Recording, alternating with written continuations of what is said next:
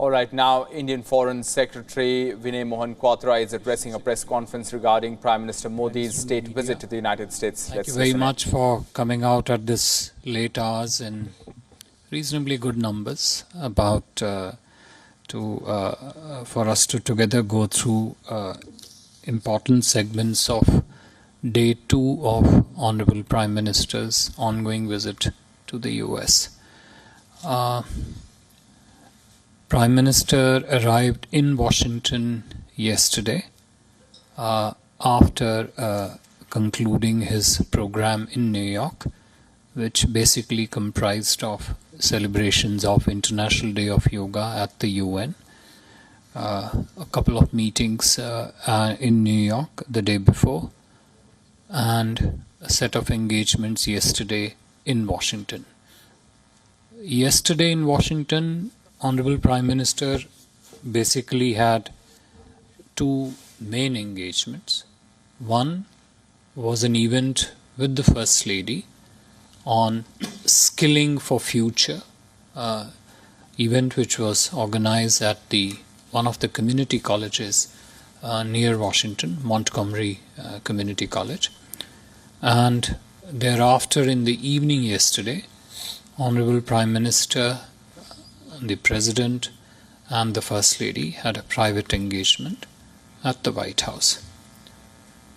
Day 2 began early this morning with a grand welcome, ceremonial welcome at the White House, which all of you, I'm sure, witnessed.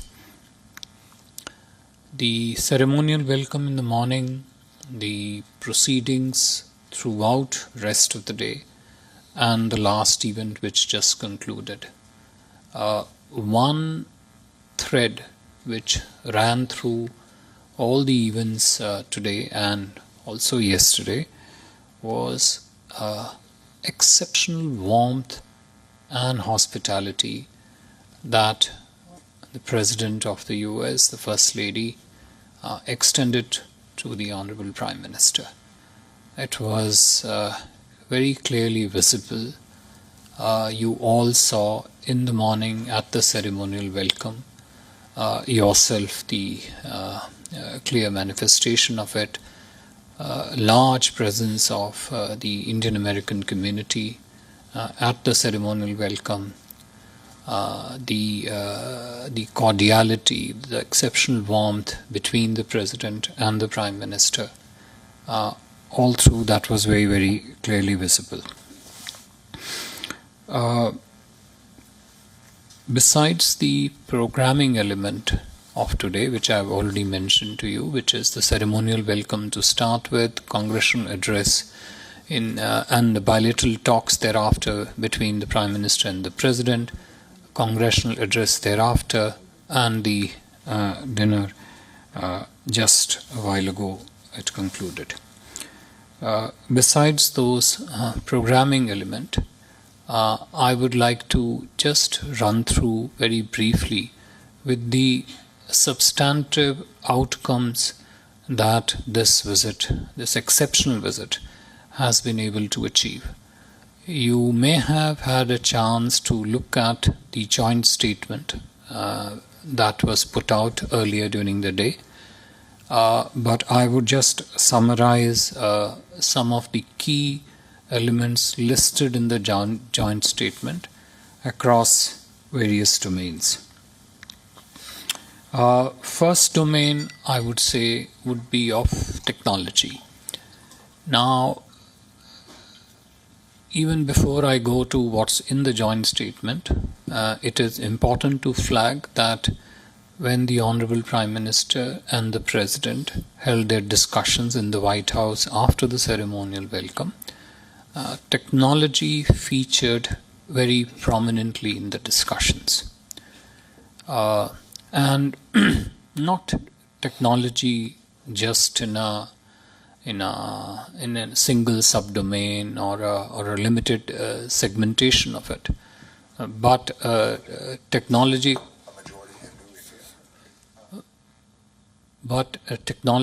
cooperation but technology cooperation across most of the ecosystem that pertains to it, which would include technology transfer, which would include technology trade in technology products, technology services, which would also include working together to create research, co-produce and work on developing technologies across different sectors, which would also include the technology capacity building cooperation between the two countries.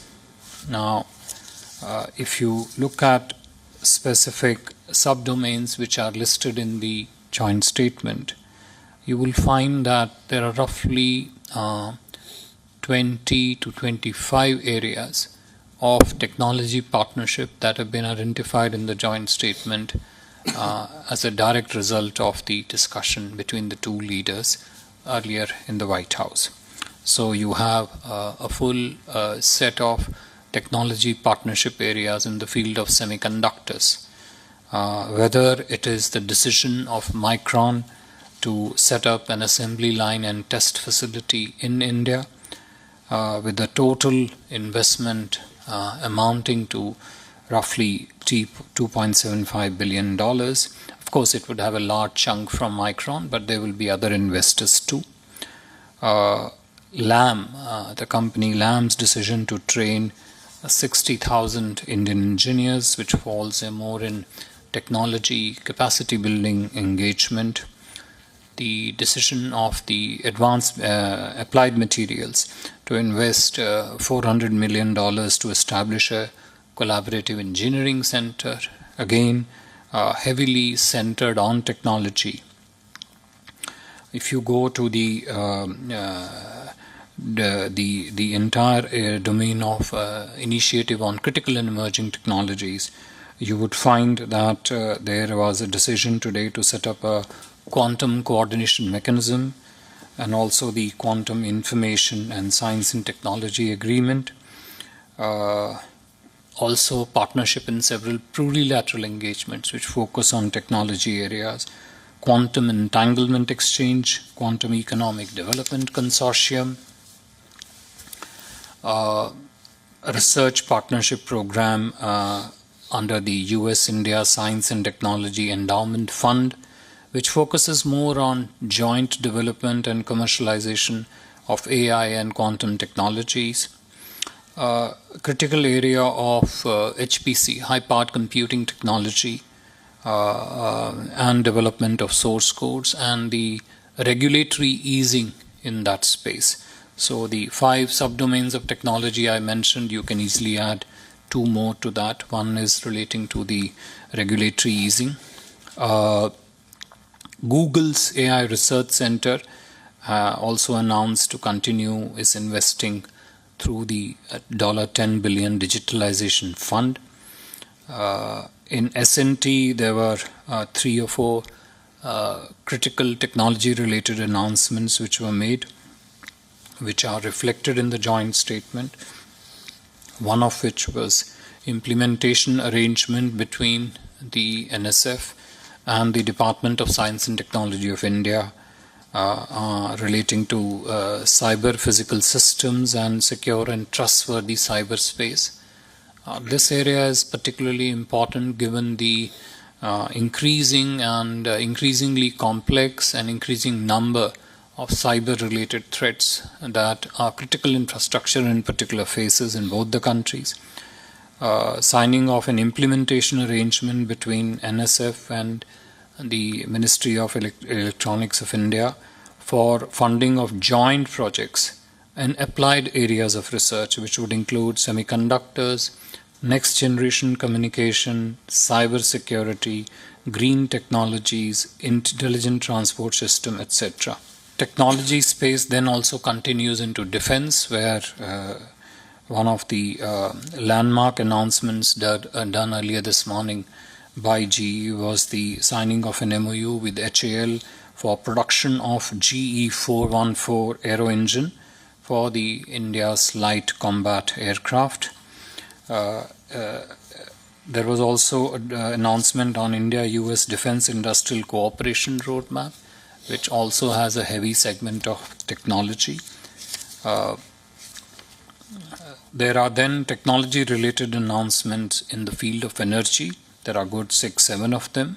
So if you put them all together, you will find that very clearly technology, in particular advanced technology, across various domains, whether it is the defense domain, whether it is in the area of space or other domains, it has been one of the most important outcomes, substantive outcomes from the visit and from the discussions between the leaders.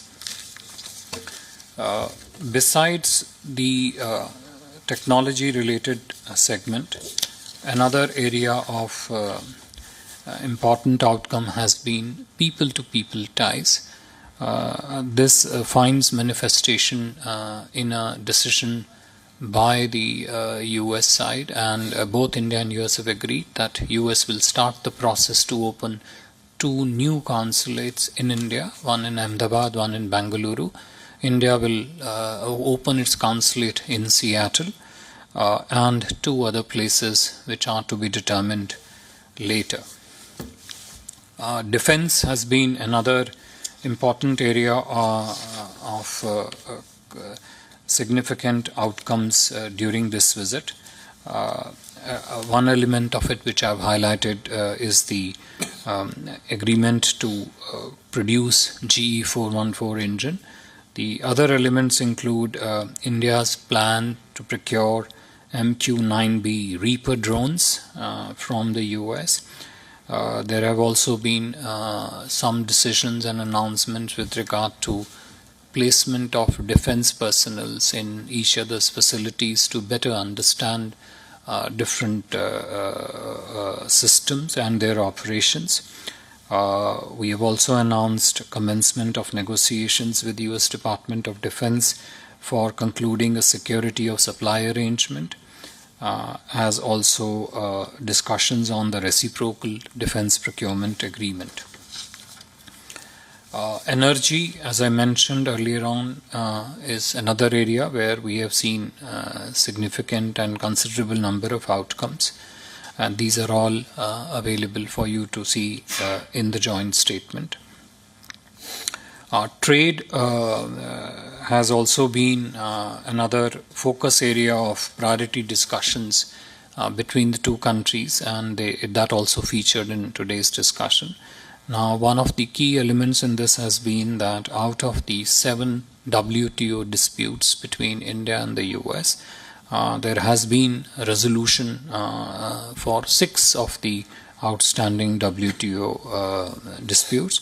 There have also been cooperative understandings with regard to upskilling of employees, arrangements between the US Small Business Administration and the Indian Ministry of Micro, Small and Medium Enterprises, announcements of substantial investments by companies like Boeing, 100 million in this case, on infrastructure and programs to train pilots in India, etc.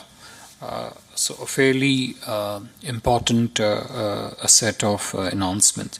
Space, that has been another area which has seen important outcomes being announced today.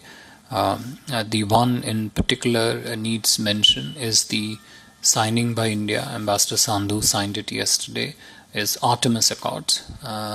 India has become signatory to the Artemis Accords, which would essentially open up a new area of partnership between Indian Space Research Organization and NASA and other relevant entities for cooperation in the field of outer space, in particular relating to exploration initiatives on Moon and other outer space objects. The other important segment which I should highlight is India's decision and the US welcome of that decision for us to join the Mineral Security Partnership, which essentially opens up opportunities for India and the US to cooperate in this entire field of critical minerals, which is so important for strategic new industries coming up in the field of electric mobility, energy transition, in particular green transition, etc. So if you were to, if I was to kind of wrap it up in some sense, you will find, expressions of these key elements of day 2 of Prime Minister's visit and also his engagements yesterday reflected in multiple statements by Prime Minister today, including in particular his congressional address. So Prime Minister spoke of in this visit, one, a new chapter of relations. He spoke of new direction and energy. 3, he emphasized on the strong and futuristic partnership. 4, resilient supply chains was an important aspect which he mentioned in his statements. Mutual trust and shared strategic priorities. Friendship between the two leaders, the leadership connect, which has been one of the principal drivers of such a rapid and large set of achievements that we have managed to register in the relationship. And again, a leadership connect, a friendship, which is not just for the benefit of 2 of our countries, but is also something which is very, very relevant for the entire humankind and the global peace. The strong strategic partnership, the strong leadership connect. President Biden himself mentioned that both India and US have democracy in their DNA. It's a proof essentially of the power of democracy, of the value-based relationship, but a value-based relationship which also delivers for the respective countries as also for the relationship. And you find expressions of these sentiments in these substantive outcomes which I have listed. So a visit which has been extremely rich on form, but equally, if not more rich on substance. I listed out some of it for you.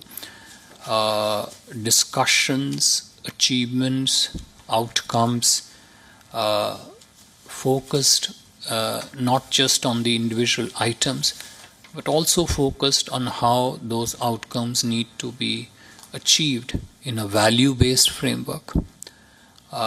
Working in this value-based framework on different aspects, the two leaders sketched their vision of the relationship, which, as I said, is pathway for a future cooperation and the convergence of strategic interest.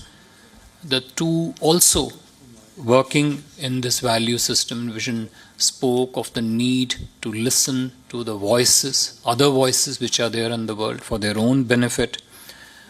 Spoke about the vigor in the relationship, and I mentioned these examples clearly pointed out, and the new ventures, the ventures which cut across space of technology, trade, energy, space, critical minerals, etc. And the last, to top it all, that all this in an absolutely trustworthy, reliable way, in a manner that works for the relationship, but also works for the regions and working for the global good. All in all, a truly path-breaking, ongoing visit of the Honorable Prime Minister, and we hope that the set of engagements that are anticipated for tomorrow will add on additional value, more substance, show us maybe newer domains in which the two countries and the two systems can partner more strongly to even forge a deeper, more extensive, and a stronger partnership between the two countries. Just one last word on the Honorable Prime Minister's congressional address. You all must have watched. We saw many of you, if not all of you, in the U.S. Congress. You clearly saw everything that Honorable Prime Minister said. The extent to which, how deeply it resonated with the congressmen and the senators present in the Congress, how the address brought out Honorable Prime Minister's vision of India that is transforming under his leadership in the last 9 years, how he sees important developments in important regions of the world, and his perspective on some of the global challenges such as climate change, challenge of terrorism that we all face, etc. I think what we saw today at the Congress today is unlike anything that we may have seen in some time. But all in all, a truly special visit, exceptional visit, and which we hope, which we are confident that would build on to this relationship and take it to higher reaches further. I would stop here, and if there are questions, I'll be trying to take them. Thank you. Thank you very much, sir. Before we take the questions, ground rules, please introduce yourself and the organization that you represent. Ayush, can I start with you? Good evening, Ayush Agarwal from ANI. So I have two questions. My first is, since we know that cross-border terrorism and Pakistan was part of the conversation between the two leaders, was there any sort of discussion or request made by India regarding the extradition of Tabur Rana, the Pakistani terrorist? Second question is, during the bilateral meetings between the two leaders, was there any discussion on having a free trade agreement between the two countries? Any prospects for an FTA? Can you just repeat the second part of your question? Was there an agreement on a free trade agreement? What did you say? Any prospects for an FTA? Prospects, okay. Yeah. Okay, Siddhant, can we go ahead with you? Hi, sir, Siddhant from WION. How much there was a conversation on China and aggressive Chinese actions in the Indo-Pacific and across the world as well, if you can talk about that, sir? Yeah, just 1 second. Okay, China and discussions on that. Yeah, Manish? Manish Chand, India Rights Network. Sir, President Biden in his ceremonial welcome spoke quite a bit about Indo-Pacific, Quad, and later in the Congress speech, Prime Minister spoke about the dark clouds of coercion and connectivity and all that. Clearly these were obliquely targeted at China. How much of China wasn't discussed between the two leaders? And any concrete plans for intensifying cooperation in the Indo-Pacific? Thank you. Why don't I come back another round of questions? So, we take 3 questions.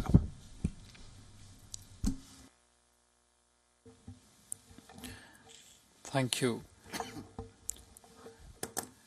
Look, when besides the reference in the Congress to the challenge of terrorism, the reference clearly brought out, if you heard, Prime Minister said that even after the 2 decades of 9/11 and 1 decade of 26/11, the problem of terrorism remains a pressing challenge for the global community. Clearly what he was highlighting was the need for the international community to recognize that the people who sponsor terrorism, support terrorism, they continue to pose a serious challenge to the safety and security of our societies and have to be very sternly and firmly dealt with.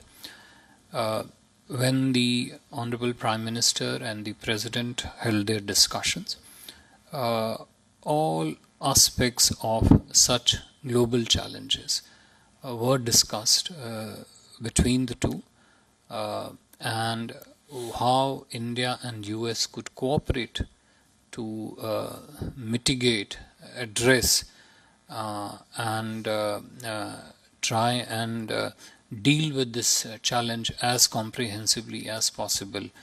That was also discussed between the two leaders, and going forward it would be our effort to see how some of those discussions can translate into concrete cooperative decision between India and the US. Bilateral FTA, prospects of bilateral FTA. Look, as I mentioned, cooperation, bilateral trade cooperation featured quite extensively in the discussions and also in the outcome statement that I mentioned.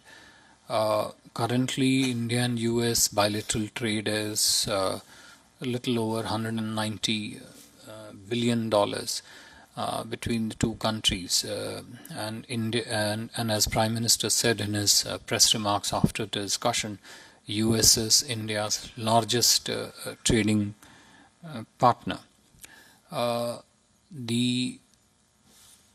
That trade takes place in a certain framework between the two countries.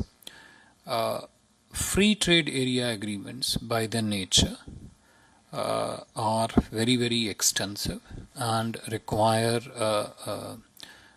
discussions and negotiations over a scope which is defined between the two countries.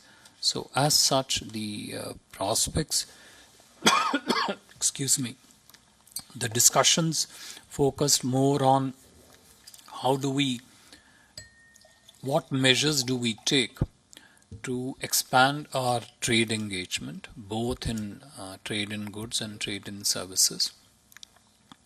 Also, can be taken to ensure that the capital flows between the two economies increase and are made more efficient.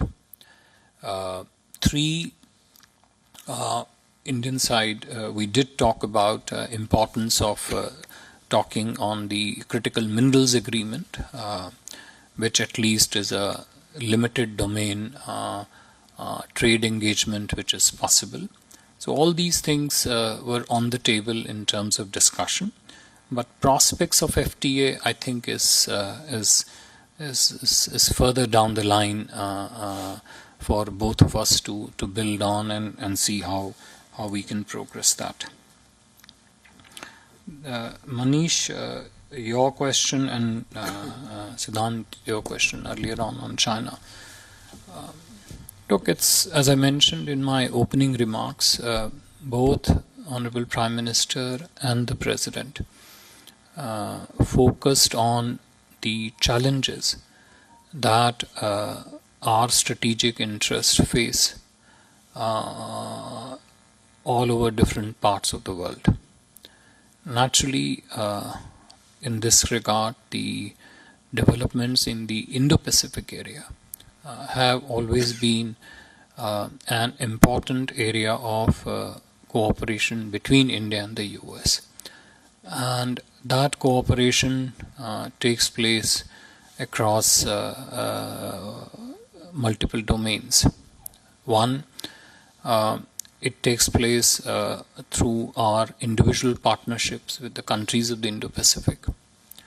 Two, it takes place in terms of that the two countries share their assessment of what is the kind of challenges that we face in the region, what we can do together to meet those challenges, what is the nature of those challenges, etc.